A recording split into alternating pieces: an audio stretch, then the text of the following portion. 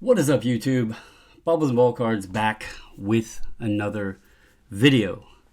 Promised you guys that I would do kind of a follow-up, share some more thoughts, and just give my overall feeling and just why I made some of the decisions I made and everything. So I'm getting around to that now. We also have the gem rate data, so I want to tie it a bit into it. We also have the Nat Turner clip that came out recently, where he was questioned about SGC going away and everything, so I want to discuss that. I did sit down and have a conversation with John over at the Sports Card Nation podcast. I believe he said that will drop on July 8th and July 15th, I believe. So keep an eye out for that. But I wanted to go ahead and kind of touch on a few things here. Initially, just to share with you guys, especially if you're from the outside, me and my wife, we've done bulk submissions, group submissions to SGC for 5 years. In fact, our last submission, when it returned, was like 10 days, I think, after our first ever preview that we did on our first group bulk submission. To clarify a few things, there's some people that misunderstood the information that was, given in the video where I announced the change of SGC, where they were cutting out the bulk submitter discount and that I was no longer going to bulk submit. Some people took that as I wasn't allowed to submit anymore, or my business got shut down, or whatever. That's not the case. This was a personal decision. There's many other group submitters continuing on, including John, including, Eric Drew at Boca, who me and Eric started almost at the same time back in 2020. Eric had a bit of an advantage because he was right there. He could do daily submissions, drop-offs in person and everything. And so it made it a lot better, on his end. And people liked the fact that they could just submit anytime they wanted. Whereas with us, I had a schedule. Why did I make the decision? Well, to be quite honest, with having to schedule submissions, the first thing I thought about was, I know that the people locally, if I had to raise the price up above what SGC charged, it wouldn't affect them as much because they wouldn't be paying shipping both ways because it's an in-person transaction. So I knew those folks would be fine with a higher price. The ones that concerned me were the people who are all around, the world essentially, because we used to have people in Japan and China and all that would submit as well. Canada, the UK, we had folks around the world that would submit with us. But just even inside the United States, when you start adding in the costs, like let's say I went $17 a card, which comparatively you can go look at other submitters. I'm pretty sure that would be cheaper than the others I've seen, but it's still $2 a card more than what SGC themselves charge. You submit 10 cards, you're now paying $20 more than you would at the $15 rate with SGC. Now, some people might say, but your return shipping is cheaper. That is correct, but you still have to add that in. SGC, if you would just had submitted to them, the 10 cards, and then what I think they would probably charge like $20 return shipping, you're looking at $170, whereas those 10 cards without any return shipping costs would have been $170 submitting through us. So I had to look at things as, I don't believe my audience locally, they've been very supportive. They submit, regularly, but it's not it's not 5-10 people every month submitting a bunch of cards. It might be 2 people this month, 1 person the next month, 3 the next month, and the volume would fluctuate. So with that, I had to look at it and say, okay, this is going to put me in a position where there might be a month where I don't have enough cards, and I don't want people shipping me cards or picking up people's cards and holding them and being like, okay, you're going to have to wait till the next one. I don't like doing that. I also have never charged more than SGC themselves charged, and I didn't want to go with that business model. So it was clearly, it made sense to go ahead and just cut it. Just cut it. And we've been doing it for 5 years. It was never something we ever intended to do. It's been a blessing to help folks meet a lot of great people in the hobby, and be a part of a lot of awesome cards that are in the hobby. So that's where the decision came from. Another thing I want to touch on is there's a lot of thoughts or discussion or whatever. Is SGC going to close? Now, nobody has the crystal ball to give that specific answer, whether yay or nay. There is some things, though, and I think this decision is, and then coupled with Nat Turner's comments, is the first indicator of, will they close? I don't know. Will the demand drop? I have to say most likely. The part of it that I don't know the answer to is how much it will drop. And if anyone says, oh no, the demand's going to stay the same, Nat Turner literally said, and this move with cutting out the bulk submission discount was done because they're trying to control the volume of cards going into SGC. Basically, what that, especially with Nat saying, trying to control how many cards they get, that's almost like saying, we don't want your cards. It took me back to, I believe it was early 2021. I can't remember exactly the month. But I got a phone call from my rep. I was at work. I got a phone call, and I was told that bulk submission pricing was changing to $50 a card. I immediately said, okay, I'm done. I'm not going to tell my folks that they got to pay $50 a card. That's just absolutely stupid. And so shortly after, Peter called me, and he explained, look, this isn't the pricing model that we want to be at, but we are underwater right now. We got to control the demand coming in. This move took me right back to that by saying, okay, we're going to essentially change the price without actually changing the price to the public, but it should impact enough to change the amount of cards that we're getting. Essentially saying, we don't want your cards. Peter had came out on record at that time, and after everything was said and done, basically came out and said it was a move because they didn't want a bunch of cards submitted. So that's what this immediately took me back to. It's a strategic pricing move to control volume. Now, again, I don't know how much it'll control because there is still the option, even if, and these comments have been on my video, and I completely understand.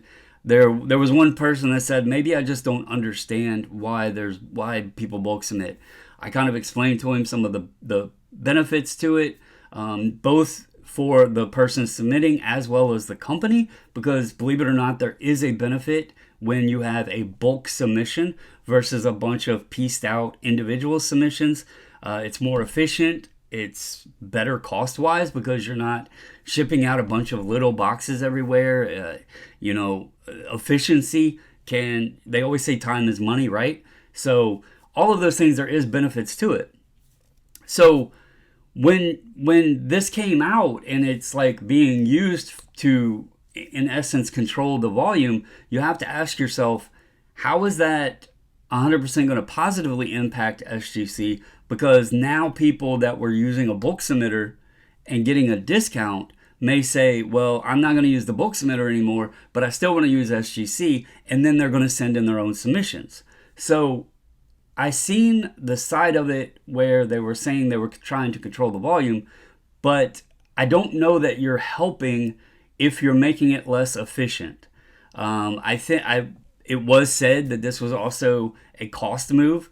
Instead of losing money on bulk submissions, they'll make more. I guess they're assuming that the demand will stay high enough that the price will, even if the demand dropped a bit, the price impact would still be more profitable. Maybe that's a key. But I don't know. SGC's growth has been highly dependent because of the turnaround times. And getting cards back quickly at a good cost. People trusted the grading, everything else. So I want to jump into kind of some thoughts on Nat Turner's remarks. First of all, he admitted that they have taken or given the opportunity to move some of SGC's graders. I would assume they've also scalped some other staff. I don't think it would just be graders.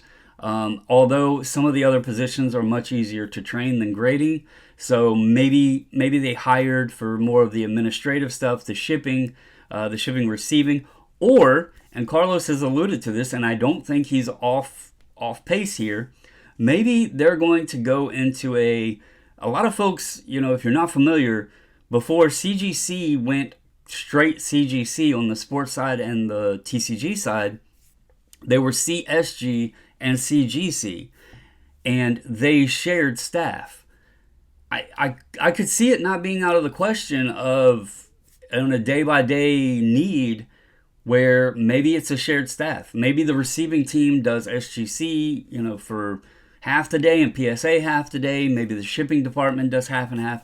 I don't know exactly how they're doing it, but knowing that CSG and CGC has already done a similar thing, I could see it not being out of the question that they share staff, between SGC and PSA. So that'll be an interesting thing to see. Do I think that the numbers are going to drop? 100%.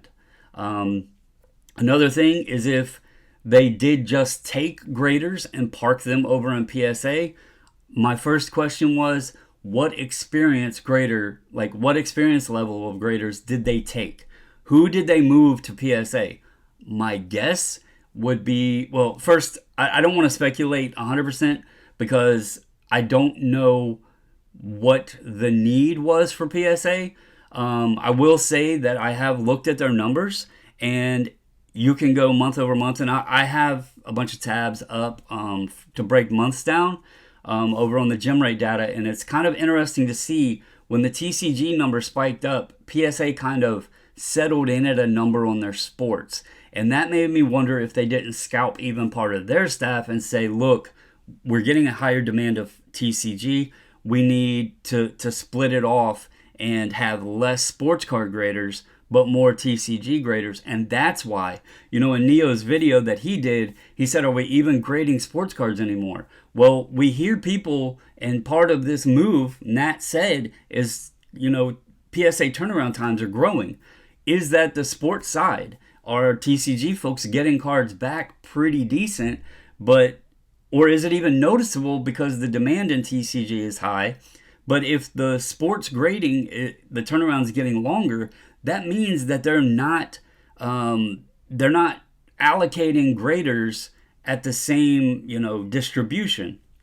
So the sports card grading might still be a decent demand there, but they have less people focusing on it because they've seen that the TCG was getting overwhelming, so they had to adjust who was doing what. That made me wonder, SGC is they're not known for TCG, but they do have a reputation for sports. Did PSA scalp some of the younger, the less tenured graders to say, okay, look, we need you to do some of this ultra modern stuff. Let's get it out. We want to bump our sports numbers back up a bit, get them more in line.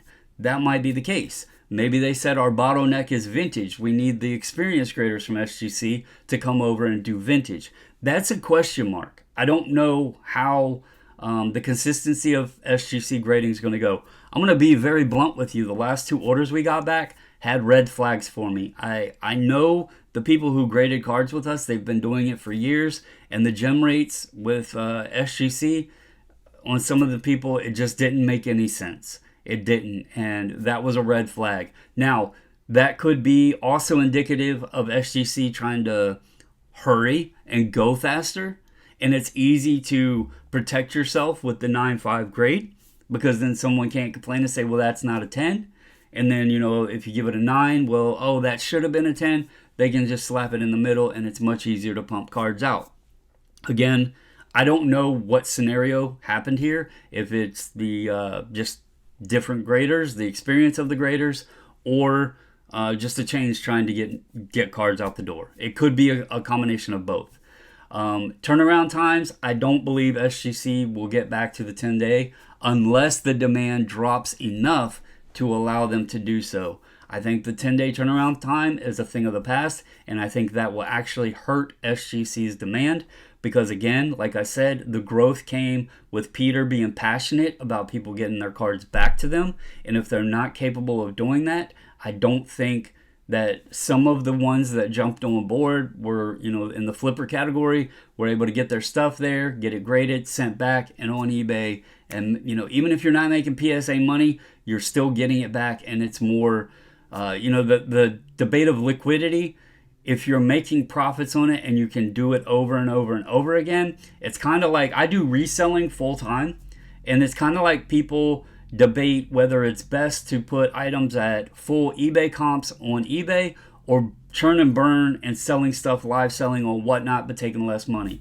A lot of the people that do it on Whatnot are making more money, or any other live platform. I don't want to give Whatnot any reputation here, but there's a lot of folks that do live selling and just burn through their inventory because even though they may not be making $20, $25 for an item, if they're getting 15 and they only paid $1 or $2 for it, they're compounding profits, right? So it's that whole sell-through rate. If you're doing it live selling, even though you're making less, you're selling more, and you're selling more often. So turnaround times, I do think that's going to be a huge impact if SGC cannot get back to that 5 to 10 day, or at least, I always felt 3 weeks was very appropriate for the company. It also worked well with the way we were doing our submissions because normally one would be coming back when we were sending one out. So that worked well. If they can get to a 3-week turnaround,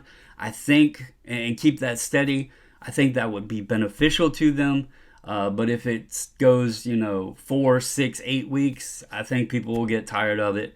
And that's all going to be to be determined. We got to see where things pan out. One thing I do want to say, there's always this debate of PSA has to keep SGC open because there's a lot of SGC people that won't use PSA. And I think that take is long in the past now. I don't think we can see that or say that 100%, confidently anymore, because my thoughts are this is already a step in the direction of PSA controlling what SGC does. And when that starts to happen, you can't lie to yourself and say that they're two separate companies. You can't lie to yourself and say that SGC is operating under SGC's terms if PSA or collectors is manipulating the company into form of benefiting PSA. You just can't lie to yourself about that anymore. As they start merging more and more together, folks are going to start seeing, hey, this isn't the SGC that we became to know and love. They are becoming more like PSA. And that will put a distaste in a lot of people's mouth. I know this number here that I've had on the screen, it's showing CGC is up 102%. I think they are the company with Beckett getting a sprinkle. If people moved away from SGC, I think CGC would be the company that a lot of people would go to. Anyway, something else I want to throw out there to, with that part in mind, Eric Drew, I mentioned him earlier in the video with Boca Card Subs. He has been SGC's largest submitter for a while now. Nash cards, they were pretty strong for a while. They stopped. They got tired of SGC scalping some of their submissions at shows and stuff from what I've heard. And so they stopped supporting SGC. An interesting note here, Boca Card Subs is going to be offering PSA submissions now. And I am very curious of what the impacts of that will be. Will some of the SGC people start submitting with Eric through PSA?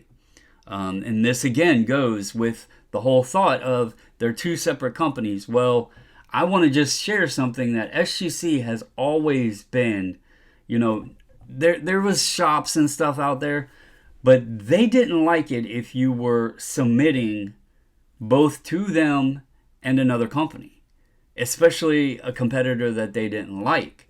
Now that they're under the same umbrella, obviously it's okay to allow Eric to submit both, because quite honestly, with the amount of cards that Eric got in, now granted, again, he had the cheat code of just taking them over and dropping them off, but a little birdie a while ago had said that Eric was wanting to offer CGC, and it never came about because SGC got mad about it. So it's interesting just to make that note, that now you have a top, he's been around for 5 years just like we have. He was their top submitter, no doubt. If there's another one that submitted more, I am not aware of it. He submitted a lot of cards every month to SGC. Now he's offering what you would say is a competitor, but they're a sister company. So that's something to keep an eye on. It also shares, the thought of the shift of the two companies now playing together as one. And if you start seeing that more and more of SGC foddering into PSA territory and becoming like PSA, that whole thing of SGC people won't submit to PSA, they don't like PSA, well, it's going to blow up. And the SGC supporters will start seeing that the company is becoming more like PSA, and then they're going to want to take their business elsewhere or just stop submitting altogether. So just wanted to make note of that. Now, I have some dates here. I'm going to get into this. I'm going to show here January. I want to walk through and talk this through with the gem rate month to month, because a lot of times we only look at the previous month or say, oh, they're up this month. I want to make note that SGC started getting further out of their turnaround times somewhere around April. I went back to my submissions, and the submission that was received in by SGC on April 7th was shipped out on May 6th. And then I had an order that was received in May 14th, and it didn't ship out until June 24th. So the April to May was roughly 1 month, and then the May to June was roughly 6 weeks. So their backlog, so to speak, started growing and started becoming an issue around April. We don't know exactly when PSA started pulling staff. Like Nat said, I don't know dates of that, but I would assume that it potentially could have been in this time frame to get them trained and all of that to open up the new office. But I want to go through this because, and I'm only focusing on SGC here. I don't really care about the other companies in this for this purpose of this video, but they did 170 in January. You go over here to to February, they did 146. Obviously, February, shorter month, it was kind of alluded to up here. 19 business days in February, 21 business days. So it was 2 business days. Does that account for 24,000? I don't know. I don't know exactly. I'd have to sit down and figure out what the exact average is per day. But just note 146 in February. March, they were back up at 174. So we had January at 170, March at 174. Go over here to April, they had 167. So they were still kind of in that 170 range. If you eliminate this as being a low month, you have 170, 174, 167. No red flags, no alarms. You go over here to May, and this is where things become questionable. When I seen May, I expected a record-breaking number for SGC. They had a backlog. Like I said, my May 14th order did not get shipped out until June 24th. 6 weeks, essentially, turnaround time.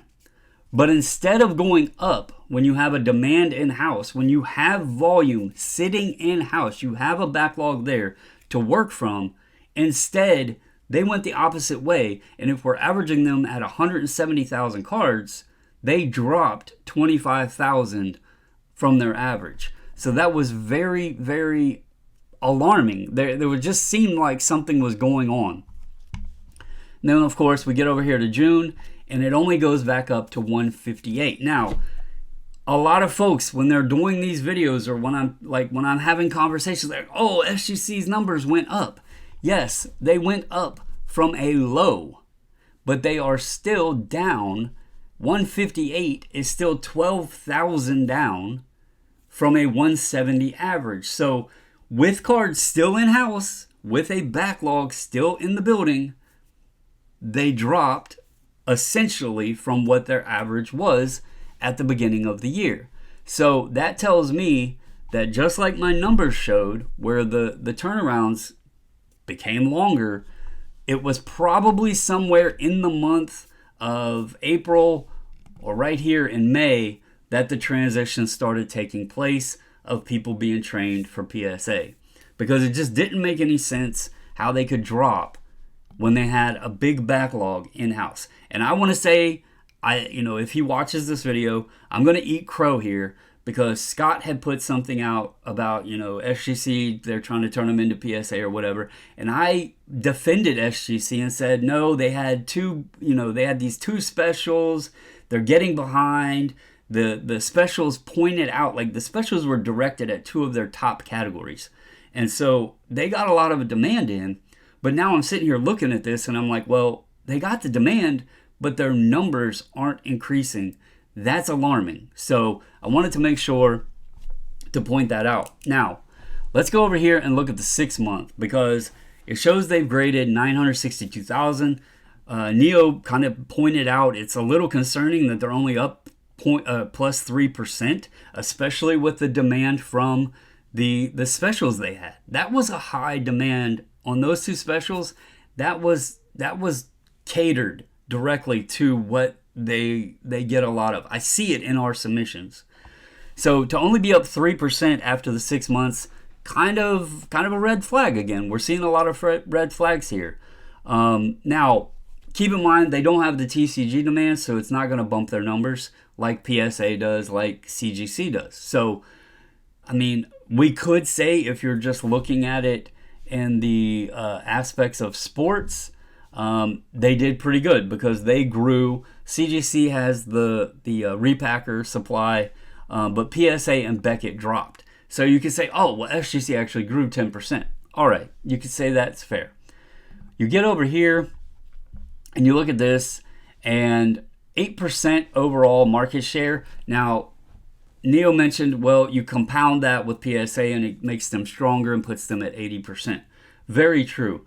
But if that drops even 3%, they're down to only owning 5% market share. And if it's the sports that drops, they're down to 15% market share. CGC, if they get a little bump, and yes, they have repackers in there, but if they get a little bump, if people say, okay, enough of this over here, we're going to go over here because CGC is cheaper, if they somehow get their turnaround times faster, who knows? Maybe this goes to 15 and this goes to 10, but that still puts pressure because now they're more of a competitor to this company. And if that moves along in that pattern, and if PSA, Nat Turner, really doesn't want SGC getting cards, you're going to see a shrink more and more and more. This is just my opinion because of the things that were said and the things that have been seen. Now, I told you guys, I think it was right around here. Let's go over here. So I told you guys that you could see a shift with PSA and what they were doing in sports.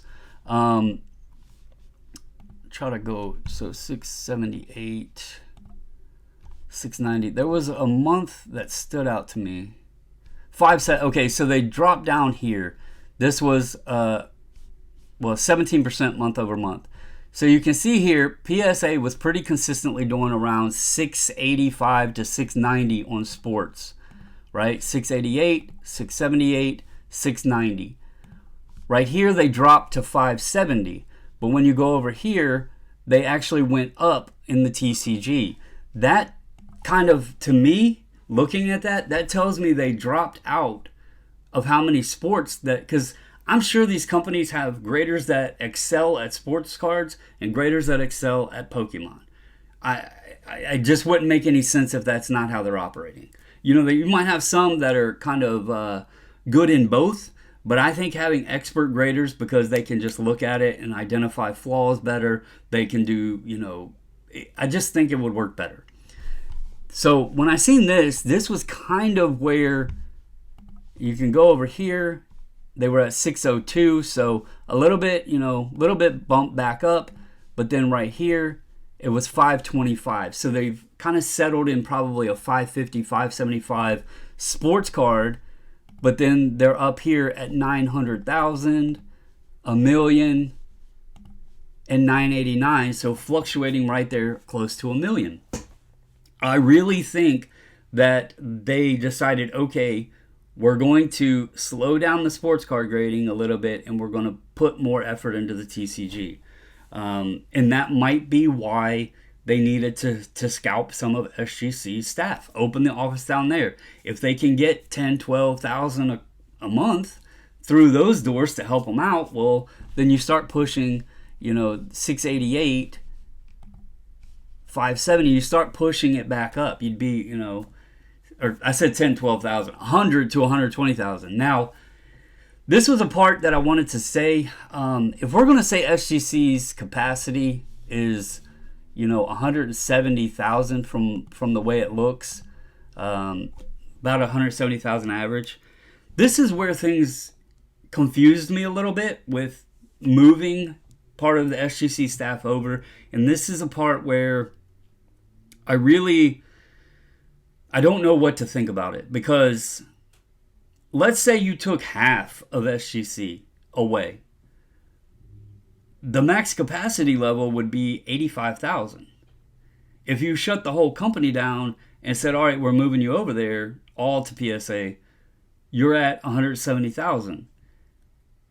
Is that significant enough to take the whole 170,000 and park them in PSA and get rid of SGC? That's the question I don't know. I don't know what PSA's target is. I don't know what their goal is, what they want to see done in full capacity.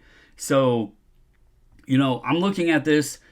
They had to take a pretty significant number, or else it wouldn't make sense, because you're not going to get much volume out of, if you take 10%, you're only getting 17,000. Is 17,000 really enough to ruffle the feathers of supporters of another company? I don't know.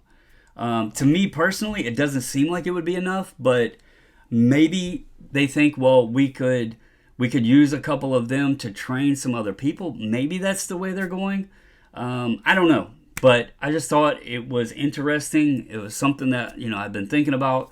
If you wiped out the whole SGC brand, moved every single employee over to PSA, what's the max you're getting out of them?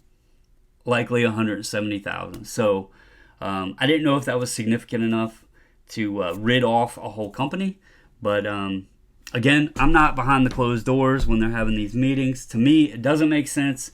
But again, who knows? So that's just kind of some further thoughts on all of this. Just keep eyes on it. If you're going to continue submitting to SGC, I would get in. Well, unfortunately, the one SGC group doesn't allow turnaround time updates anymore. So I would just try to, keep tabs on things. Try to see which direction things are going. I have ways that I can kind of try to look at things, and maybe I can share with y'all and just give an idea of where they're at on turnaround. My curiosity is, does the turnaround grow or drop, especially if they lost people? And then with that, how much does the total numbers, what is July going to look like if they did 158,000 in June? Are we going to see July at 120,000? So once we start seeing where they settle in at what their max capacity is after the changes, that's going to give us a better idea. It's not exactly telling us what the demand is. It's telling us what their capacity is, because we're not seeing the demand fully. We can't see a full picture of what the demand is unless the turnaround times grow. So if their capacity, if their volume, their max capacity drops and turnaround times goes up, we could assume that the demand is still strong. If the capacity drops and then the turnaround time also drops, that's going to tell us that the demand has also dropped with it. So how long it's going to take them to get caught up and all of that, I don't even know what caught up is anymore with them, or what their goal is. Or are they going to try to go to a 20-day turnaround? I think that would be most beneficial for them, because like I said, I always thought 3 weeks was good. But anyway, I just wanted to share this with you guys. Leave comments and thoughts down below. I also want to specify, I have no hatred towards SGC or anybody there. But I also don't like the direction things are moving. So I do want to be very, very open and honest about that. And, I'm here to see how things move forward. It's been an awesome ride with him for 5 years. Hopefully things continue to be positive, but who knows? So that's all I got for you guys. Hope you enjoyed. Sorry it was a longer video, but I had a lot that I wanted to get out and talk about.